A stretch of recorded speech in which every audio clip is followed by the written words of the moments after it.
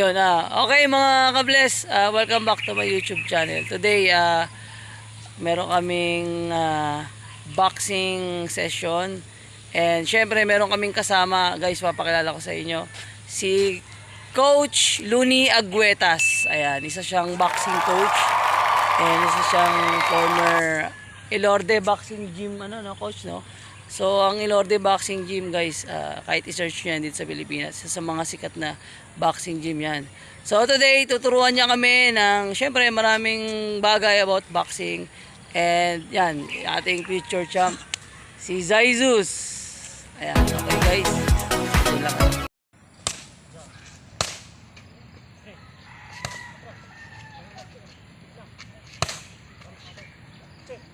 Ayan guys, so nag-start na yung meet session nila with Coach Looney.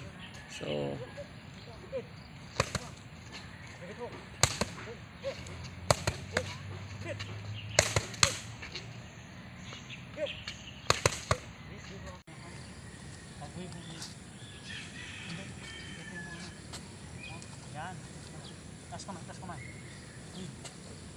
wow!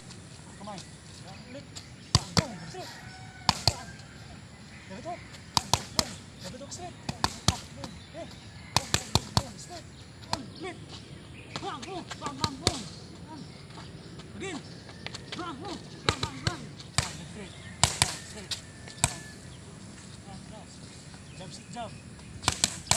Lit. Jump up.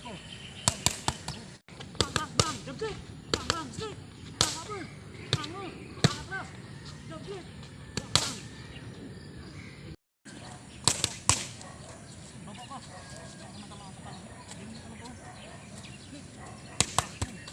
Yan.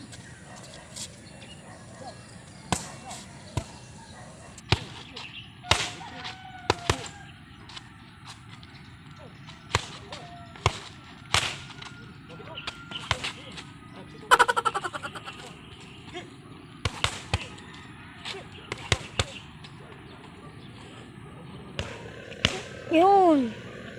Di ka naman ta. Tayta. Yun na. Wag! Uppercut again.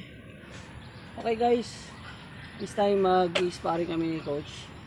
Pero light sparring lang. So hiningal ako sa meets. So,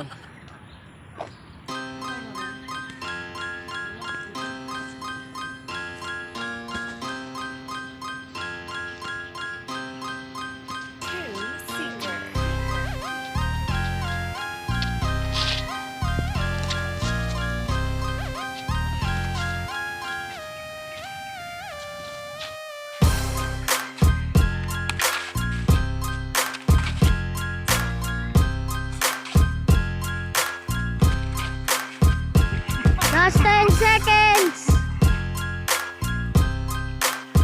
4, 3, 2, 1. Time. okay mga ka-bless, tapos na yung sparring boxing session namin with Coach Looney. So interviewin mo natin sa saglit. So si Coach Looney Aguetas, isa siyang boxing coach. So kung gusto niyo matuto mag-boxing or kung nagba-boxing na kayo at gusto niyo pa ma-improve, search nyo lang siya sa Facebook, Looney Aguetas. May kita niyo yung pangalan dyan sa screen. So, Coach, kailan ka natuto mag-boxing? Share mo sa mga ka-bless natin. Nagsimula ako ng boxing 2012. 2012. May ilang taon ka nun, Coach? 17. 17, no? Tapos, bakit nagustuhan mo sa boxing, Coach? Nagustuhan ko sa boxing dahil unang-una malayo ka sa bisyo, sa mga droga, ganun. Tapos maiwas ka sa mga ganun kaibigan na mas isasama ka sa mga bisyo ganun. Dapat nakafocus ka. Ang boxing, isang unang-una makatulong din sa pamilya mo, ganun. Dahil sa boxing nakapagbigay-bigay din ako sa pamilya ko. Kaya blessed din ako na hindi din ako nagsisisi na pumasok ako sa larangan ng boxing. Bless. Okay. Tapos, Coach, di ba dati naka-experience mo lumaban sa boxing talaga, no? Na-experience mo ba yun? Na-experience ko din yung lumaban. Panalo ba tayo o ano? Nanalo sa Mindanao, Mindanao, mga kabless. Sunod-sunod yung panalo ko sa Jinsan. Paano Pero masabi? dito ngayon sa sa Manila na parang minamalas ako. Tapos doon lumaban ako ng last fight ko sa Beijing, China. China? Oo. Kaso siyempre hometown. Kahit pag hindi mo pa mapabagsak ang kalaban, pag ganun-ganun lang aabot ng round, talo ka talaga. So, from the land of, ano siya, the legend, our very own Manny Pacquiao, din siya galing, piyansa na puro panalo siya doon. So, dumayo siya ng Beijing, natalo siya, pero ganun talaga eh. So, tama yung sinabi ni Coach, pag dadayo ka, dapat patumbahin mo para malinaw panalo ka. Kasi, ulitin ka din. So, yun Coach, thank you, salamat. Salamat sa time. Salamat din sa iyo, sir. Mga ka-bless, search nyo siya sa Facebook. PM nyo siya kung gusto nyo. Kahit saan ka, pupuntahan ka niya. Ayan. So mga ka-bless, thank you. Salamat sa mga nanonood. At God bless you all.